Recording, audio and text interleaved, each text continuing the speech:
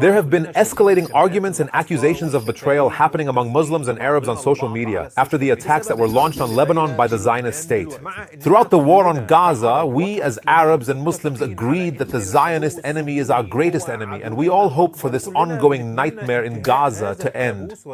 And although we found ourselves truly powerless in front of the crimes committed against Palestinian people, we stood united together and condemned the atrocities we witnessed every day. So when that same enemy, the one we all initially agreed was committing crimes in Gaza, turned its attention and directed its tyranny toward Lebanon that suffered the same heinous crimes, the people who previously stood united eventually became divided. The first group said, yes, there is no doubt about it. It's still the very same criminal enemy, and we are still insistent on calling out its crimes. While others, instead of focusing on the enemy, turned their anger on the first group, accusing them of being Rawafid and Iran's lackeys. It even went as far as attacking their faith and their religiousness.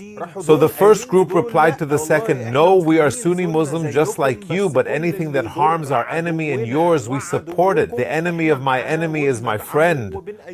And then, my friend, it just turned into more strife. Allah alone knows the extent of it. One side accuses the other of being gloaters and enemies of humanity, while the other side responds, you're just Shiites, tales of the Iranian state. So, as an ordinary person, just a regular guy on the street who doesn't belong to either side, where exactly am I supposed to go in all of this? To find an answer, we first need to take a closer look at the roots and origins of the story. Of course, this means we will have to go back in time to when it all began. Let's then discover together what happened and how event unfolded. All right, let's go.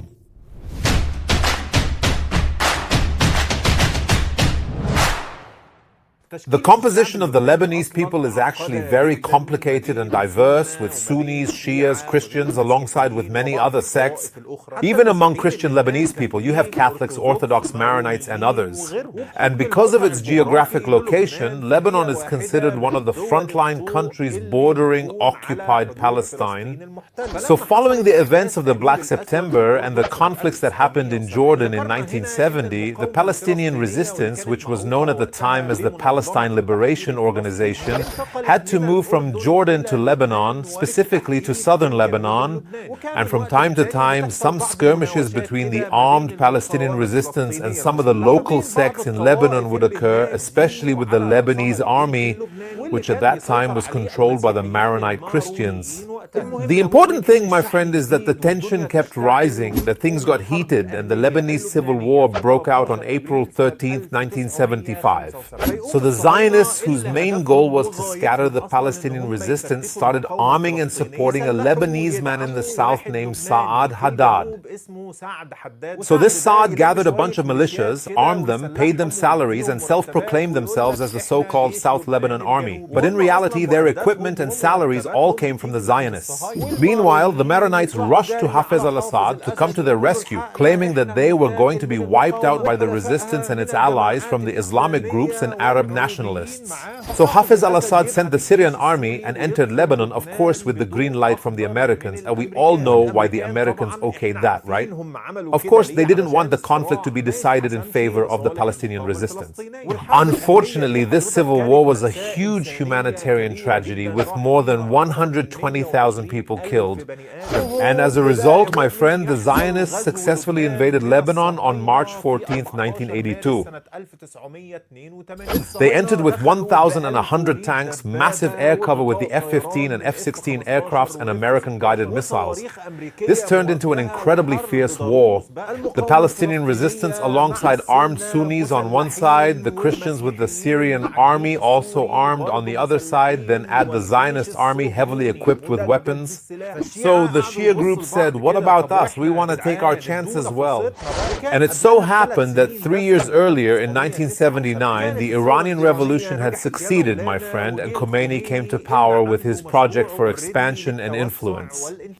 Back in Lebanon, there was a famous Shia cleric in the south named Mohammed Hussein Fadlallah. This man led the Shia there towards the idea of the party that Khomeini had adopted. In fact, some sources said that that Khomeini himself was the one who suggested the name Hezbollah to them when they were discussing what to call the party.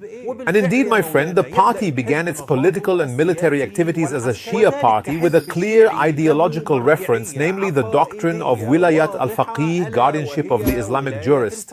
And this isn't a secret or anything at all. They admit it openly in their media. The party from day one was very clearly sponsored by Iran and Lebanon with funding, support, and weapons. And you know, to make a flashy debut that really grabs attention, you have to pull off a big operation.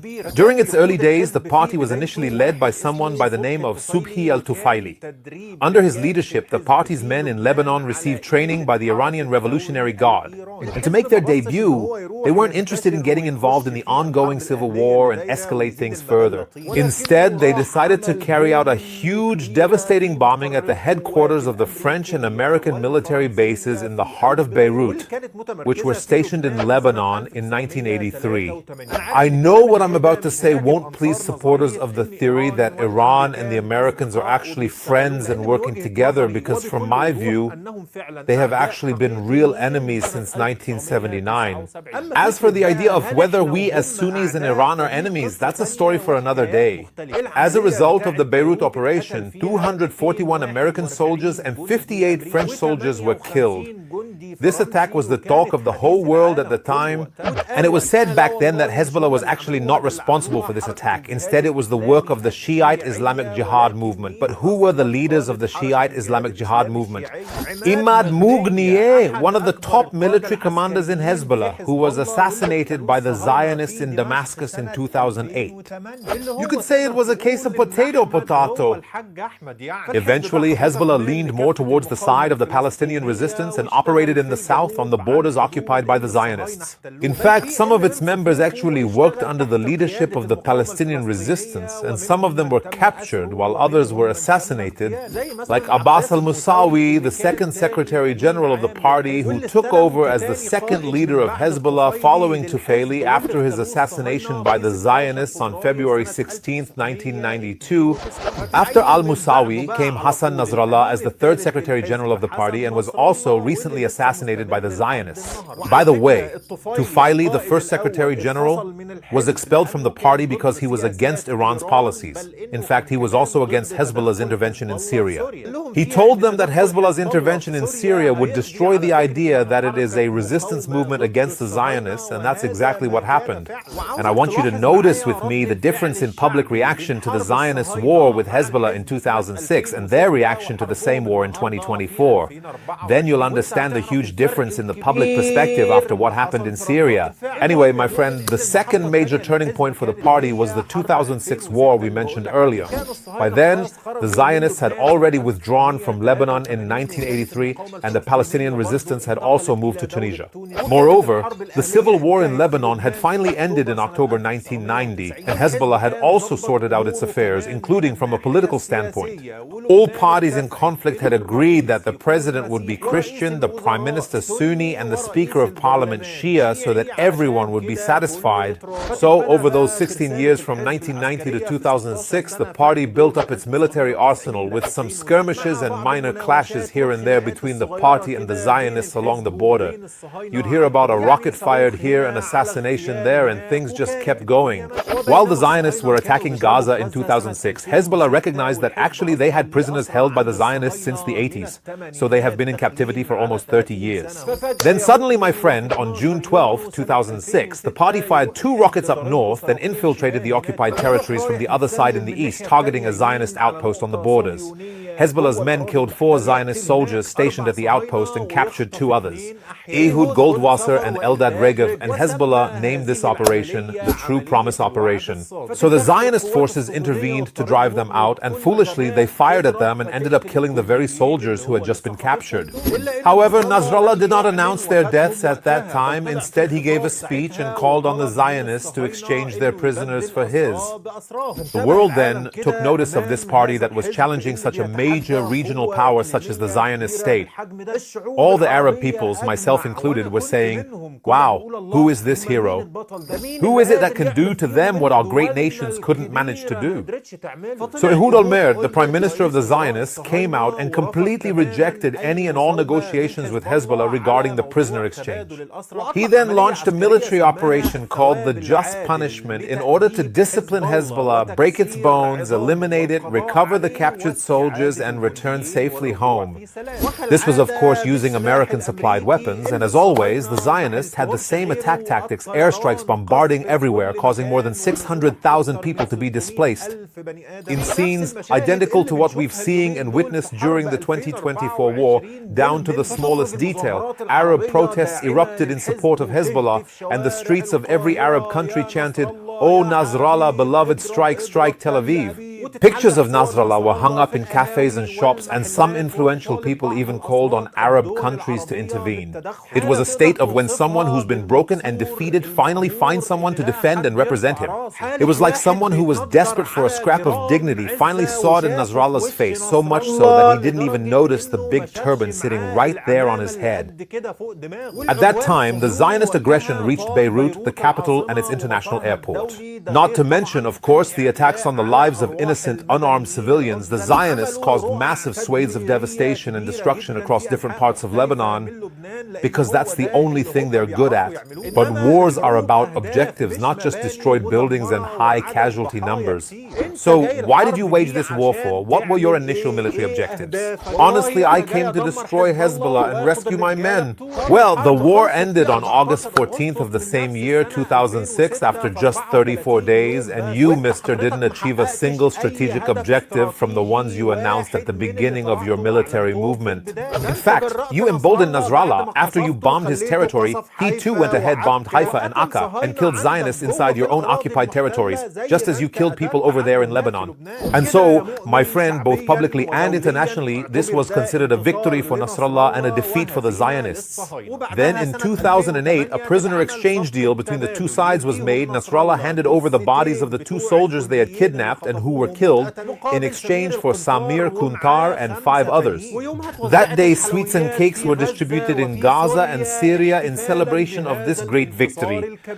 Yes, really, in Syria, Syria had actually welcomed tens of thousands of Lebanese people during the civil war and during the Zionist invasion in 1982. And then the Syrian revolution happened in 2011. So Bashar went to seek help and beg every thug on earth to help keep his throne. He gave them a free pass to enter and tear into the flesh of Arab and Muslim Syrians just because they were demanding their freedom. So, along with Russia and Iran, Hezbollah also joined in and surprised everyone by getting directly involved. From Al-Qusayr and moving up to both eastern and western Ghouta, then heading toward Aleppo and eventually Idlib, they've been relentlessly slaughtering its people and displacing hundreds of thousands from its population, in scenes that are no different from the crimes committed by the Zionists in Gaza. Add to that the sectarian statements from leaders affiliated with Hezbollah, not to mention the gloating of its media over every killing, every displacement, and all the heinous acts that are completely devoid of humanity. The Arab and Islamic world was boiling and hearts were burning with rage. What resistance are you talking about, and what noble goals? You're killing people for their identity, and the hatred we saw in the video shared online shows that if you ever get the upper hand, you do to us exactly what the Zionists do or worse. Yes, just like the Zionists, those same Zionists we were yesterday applauding you for because you stood up to them.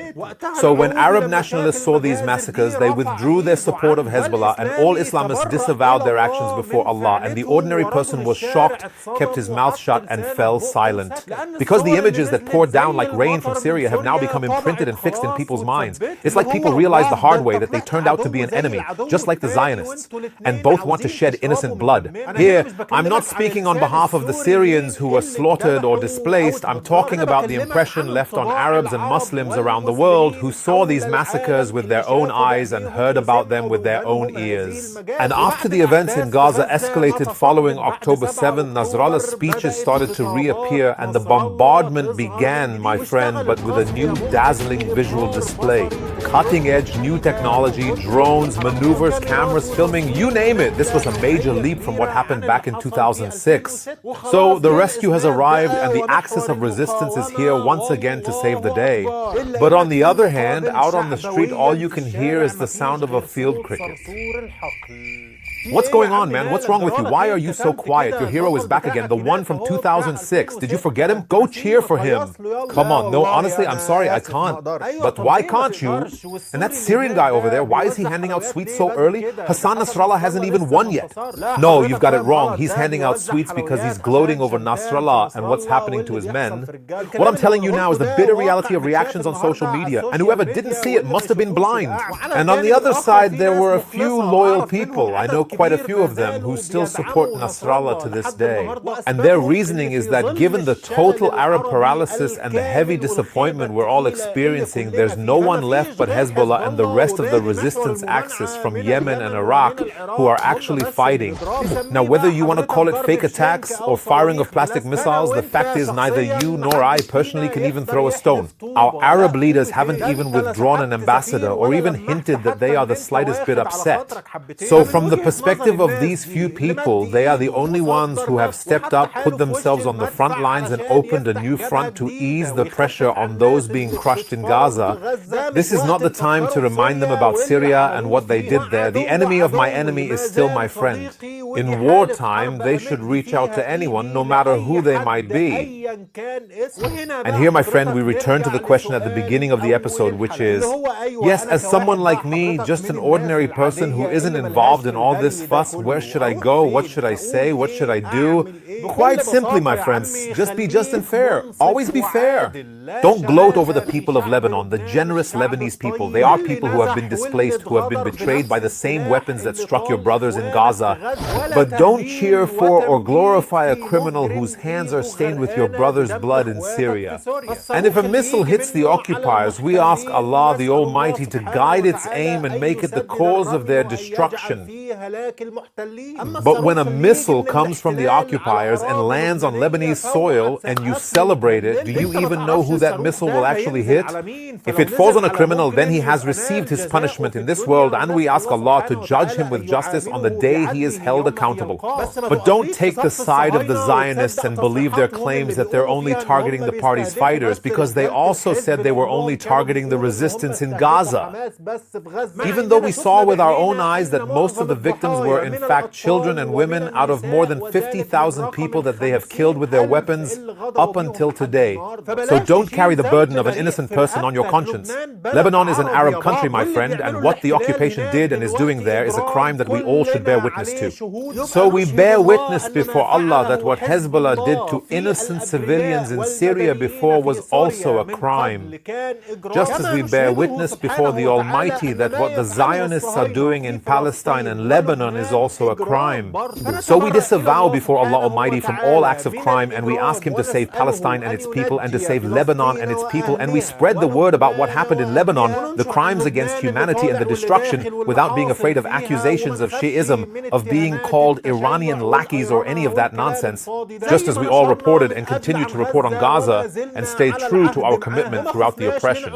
We were not intimidated by penalties, deleted accounts, or backward accusations of terrorism. Now I have laid out the whole picture before you, and your mind is your guide. You are the one who can decide.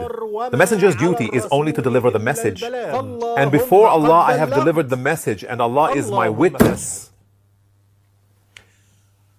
And that's it, believer. Assalamu alaikum.